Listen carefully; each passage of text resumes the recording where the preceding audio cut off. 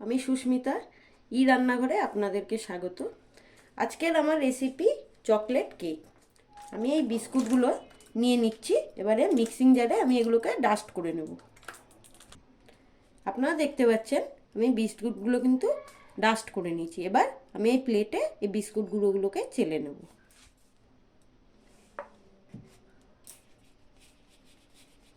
দেখতে পাচ্ছেন আপনারা আমার কিন্তু বিস্কুটের গুঁড়োটি চালা হয়ে গেছে।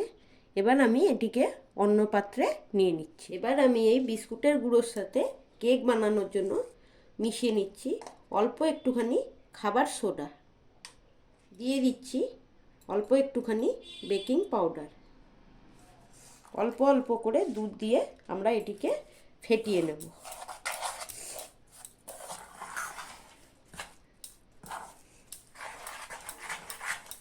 আপনারা এইটিকে যত ব্লেন্ড করবেন তত কিন্তু কেকটি স্পঞ্জি এবং সফট হবে। আপনারা দেখতে পাচ্ছেন ঠিক এই রকমই কিন্তু থিকনেসটা থাকবে, একদম নরম হবে না এবং একদম শক্ত হবে না। আমরা এই পাত্রটিকে তেল দিয়ে মাখিয়ে নিচ্ছি, কারণ কেকটি পরে আমাদের তুলতে সুবিধা হবে। এবার আমি এটিকে এই পাত্রে নামিয়ে নিচ্ছি।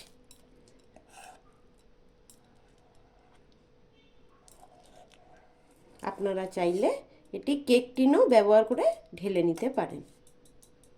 এবার আমি বাটিটাকে একটু ক্যাপ করে নিচ্ছি, কারণ কোনো যাতে এয়ার বাবলস না থাকে। এবার আমি এতে একটু চকো চিপস দিয়ে দিলাম।